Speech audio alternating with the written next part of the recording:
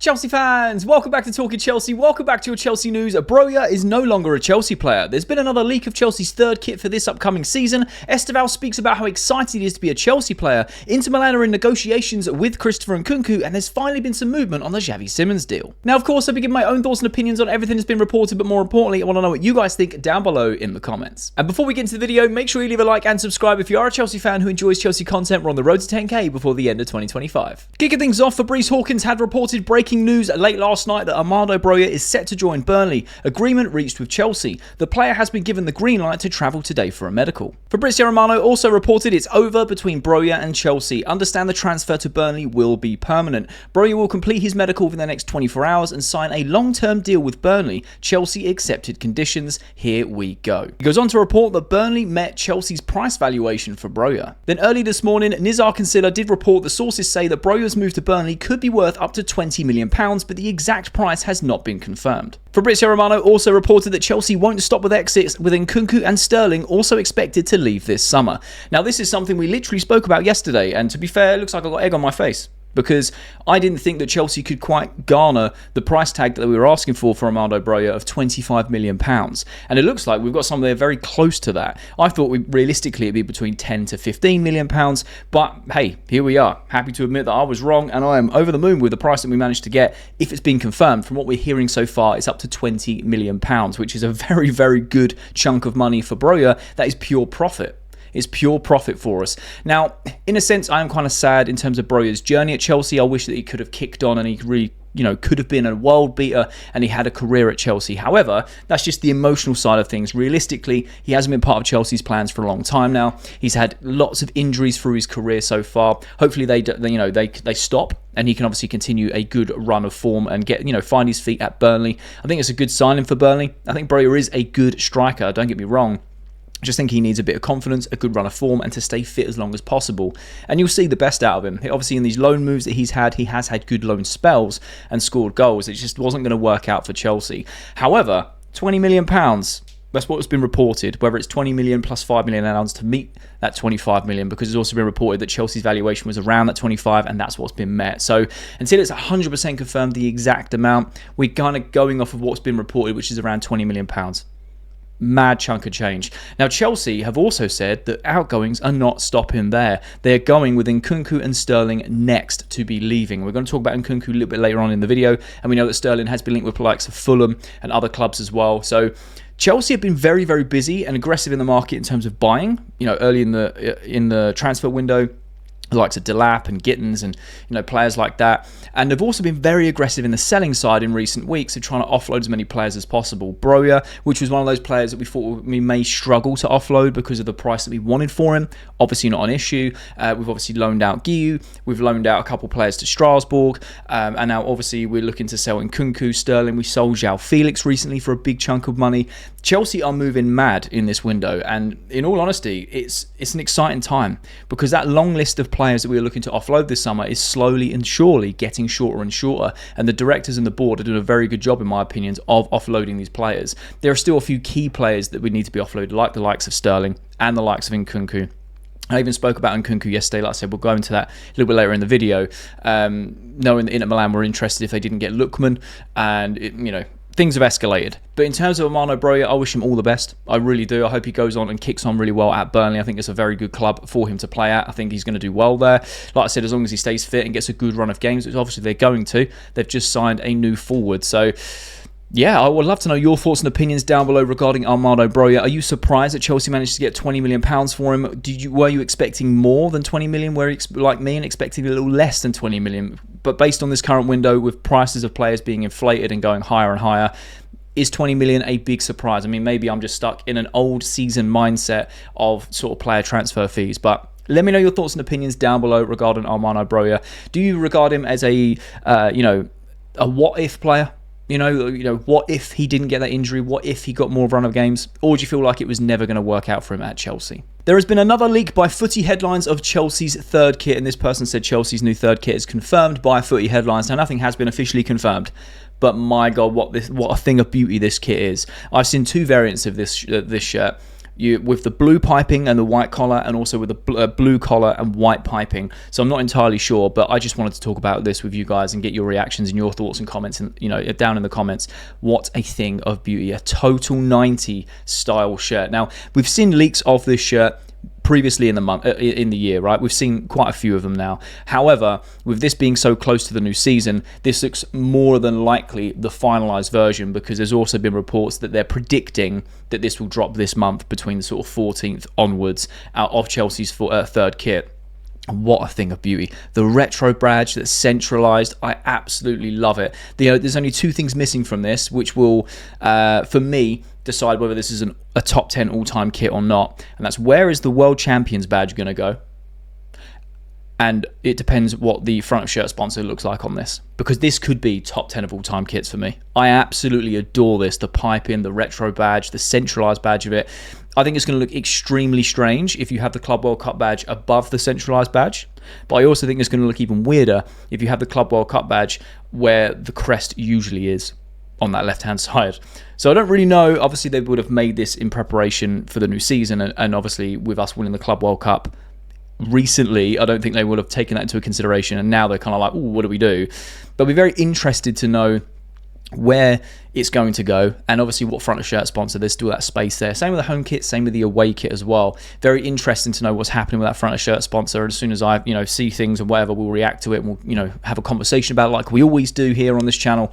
But I would love to know your thoughts and opinions on this shirt. Like I said, there's been many leaks throughout the year of what it's going to look like. There's been some mock-ups done on like Cole Palmer wearing it, and it looks so clean. It just looks so good. For me personally, the Total 90 era is such a nostalgic era. It's when I was growing up, coming into the, that period of football where it's just your life. You absolutely love it as a kid. And yeah, to have a sort of a nostalgic nod back to that Total 90 era, especially with Chelsea and that retro badge, oh mate, it's just childhood for me. So I absolutely love this. Like I said, depending on where the Club World Cup badge goes and the front shirt sponsor, this could be, for me, an all-time top 10 kit. But I'd love to know your thoughts and opinions down below regarding these leaks. When do you think it's going to come out? Do you agree with the predictions of it being around mid-August because of when the season starts? Or do you think this isn't it and it's actually going to be completely different? Let me know your thoughts about the placement of the badges and the sponsorships as well. Very curious to know your thoughts down below.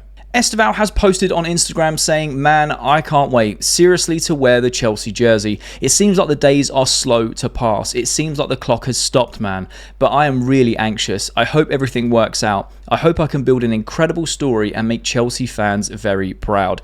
I really like this. This is so authentic and it's so raw, and it's him expressing himself. Now, I don't typically dive into like Instagram posts all the time, right? Sometimes it's worthy, sometimes it's not. They are humans just living their life at the end of the day.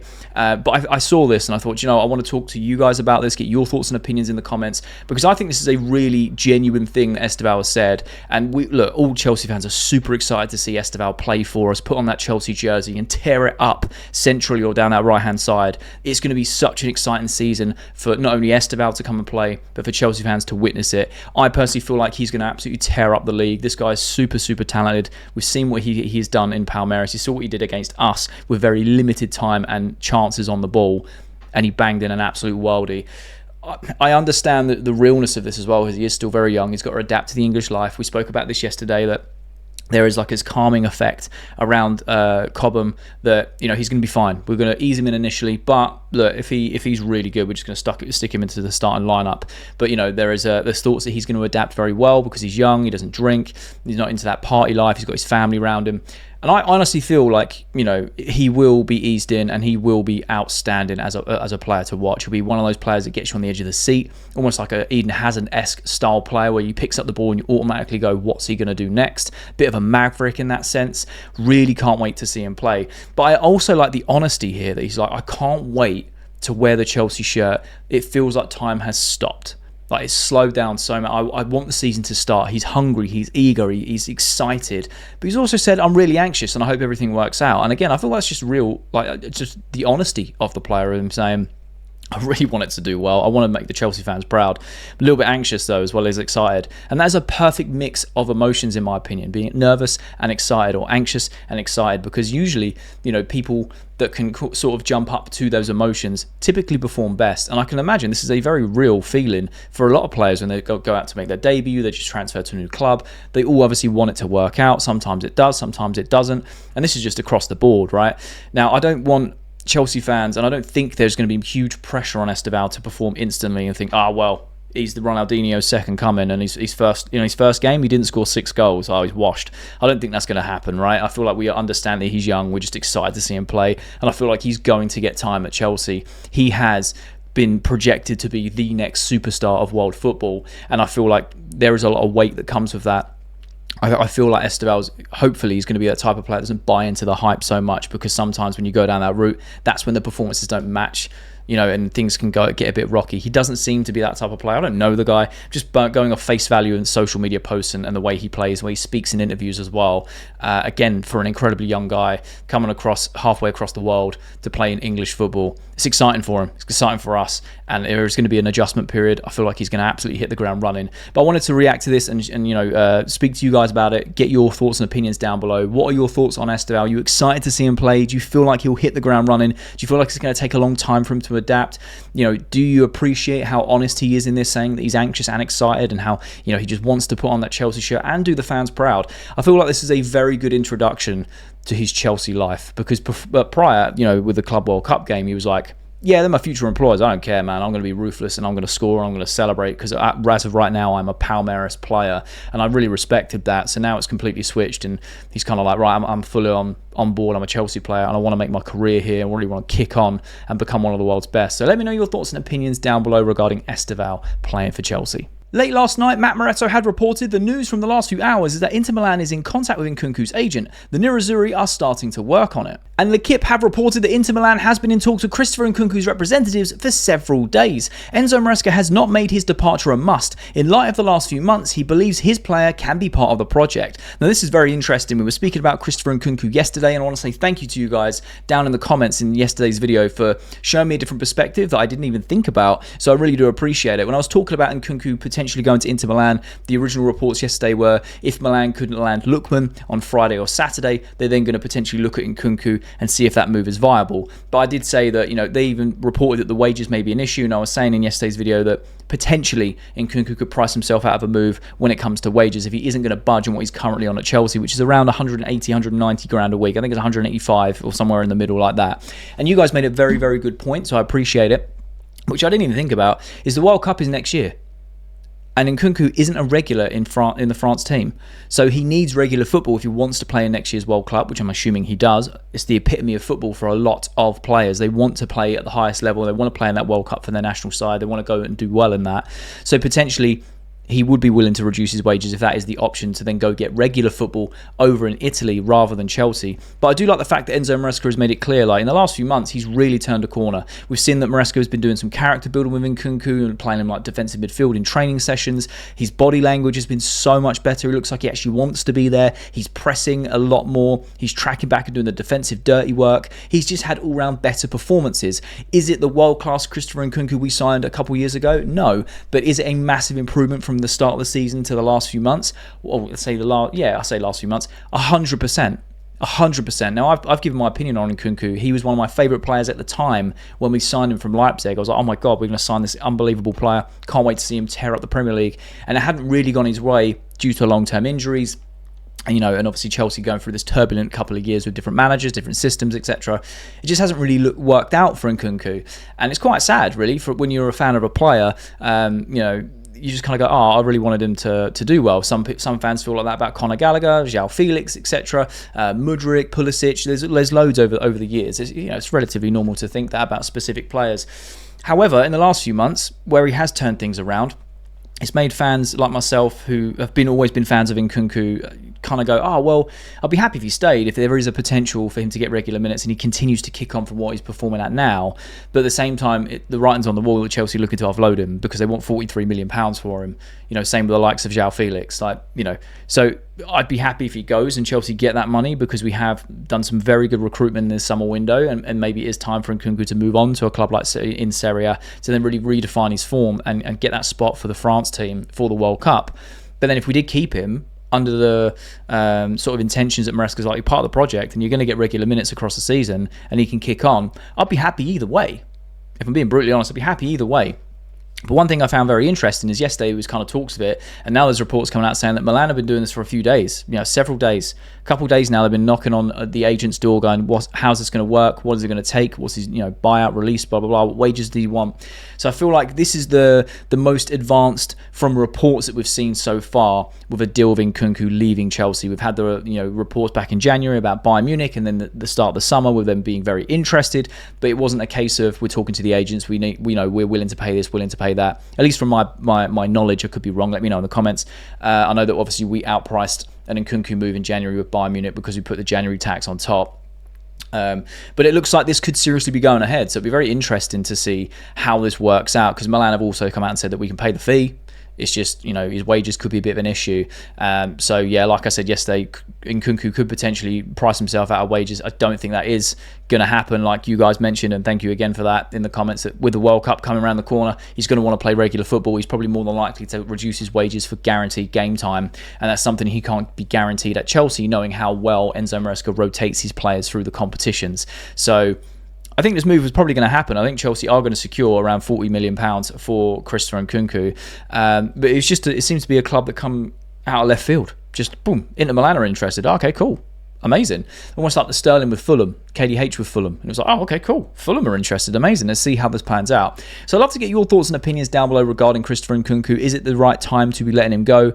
Are you a bit like me and kind of have a bit of a connection with Nkunku when we signed him and just wished it worked out better? Do you feel like there is a place in the current Chelsea squad to keep him for next season? Obviously, we're going to talk about Xavi Simons and how that's developing. Now, if we do go and secure Xavi Simons, then obviously we don't really need Simons and Nkunku play very similar roles. So it makes sense that why we're going to offload Nkunku. But I'd just love to know your thoughts and opinions down below regarding it. Do you think that Inter Milan can get this deal over the line? Will Nkunku reduce his wages to get guaranteed game time? Let me know your thoughts. Late last night, Philip Hines had reported that Xavi Simons deleted Leipzig from his Instagram, most likely a clear sign he wants out. The player and his camp continued to push for a move. Leipzig continued to ask for £60 million all in. Chelsea are concrete but have still not made a written offer. Fabrizio Romano then reported that Xavi Simons removing RB Leipzig from his bio is a transfer message. Xavi Simons wants to go. Simons doesn't want to extend his contract. He doesn't want to stay in Leipzig. He wants to go. Chelsea are very advanced talks over personal terms. The two highest people at the club on both sides, Red Bull Group and Chelsea, are discussing a transfer fee. He continues to report a breaking exclusive saying Xavi Simons did not train with RB Leipzig yesterday and he's not expected to be part of the squad today. Plettigol and Philip Hines also reported that Chelsea want to close the deal very soon for Xavi Simons. A new round of talks is scheduled. He's not in today's squad against Atlanta, and the reason is his imminent departure from Leipzig. Now there's a lot to unpack here, right? Now first off, I want to say that I'm not the one, and I mentioned earlier in the video where, talking about Estevao, I'm not the one to kind of look through people's Instagrams and be like, oh, that's something. I genuinely feel like we're clutching at straws there. I really, really do. He's removed Leipzig from his bio. Cool. However, there is a link normally with players doing that when they remove a team, either they're gone, or they're kind of being exiled from the squad and whatever it may be, right? We saw it with Christian Pulisic. We've seen it with loads of players. The difference is it doesn't necessarily mean the move is happening straight away. Pulisic removed Chelsea from his bio and then didn't move to Milan until like the next window. So it doesn't mean it's imminent. However, it is a sign that Simons is changing things and preparing for his exit, especially when he's not training for Leipzig ahead of their preseason game, when he has been playing and training as normal previously in this preseason. So I feel like the biggest hold-up is the transfer fee, but I feel like there's more to it because there's been lots of links between Carney going the other way and Nkunku with that emotional return going to Leipzig in return with Xavi Simons coming our way. And I feel like that's the reason it's been caught up, because I don't believe Leipzig want a player in return. They want £60 million cash. Pay them the money, get the deal done. But it looks like there is some movement now.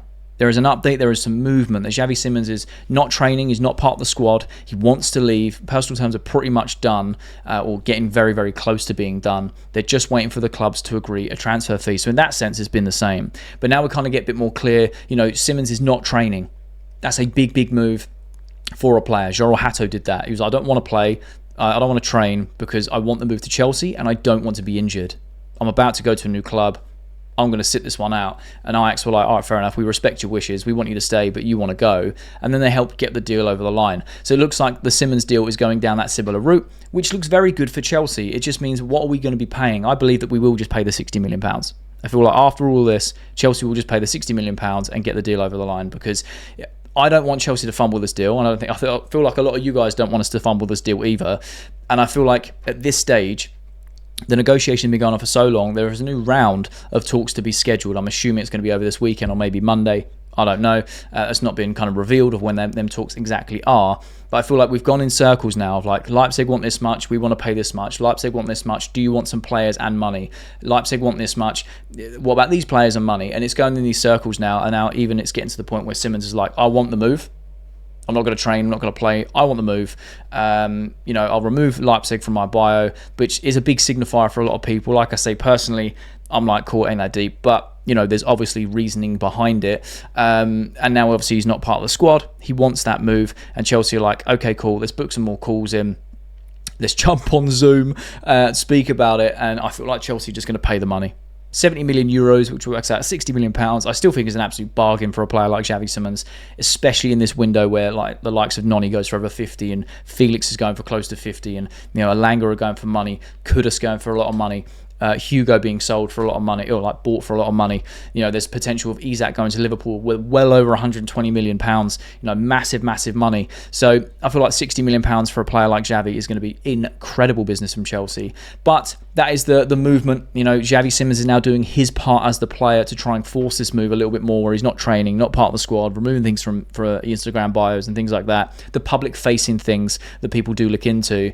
So I feel like we are just waiting for that transfer fee. And again, with the two higher-ups of Chelsea and the Red Bull Group speaking directly, I feel like once that fee is agreed, the written bid that goes in is the one that it gets accepted, which is rather than having a bidding war amongst other clubs. Xavi Simons has been very open to say that he wants the Chelsea move.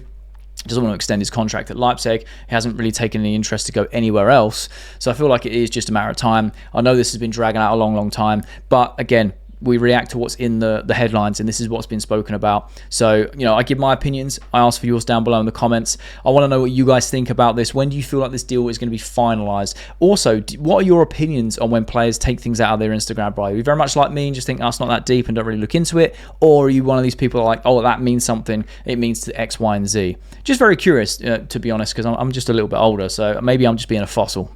Maybe I'm a boomer. I don't know. But I'd love to know your thoughts and opinions regarding this. Do you think Chelsea pay £60 million to get the deal over the line? Is this finalised this weekend, or is it early next week? And that's all your latest Chelsea news. Let me know your thoughts and opinions on everything that's been reported down below in the comment section. I love having a conversation with you guys. And if you have watched this video all the way to the end, firstly, you're a real one, and I mean that, you're a real one. Secondly, there'll be a thumbnail appears on the screen. So if you are a Chelsea fan who enjoys Chelsea content, make sure you click that thumbnail because you'll enjoy that video too.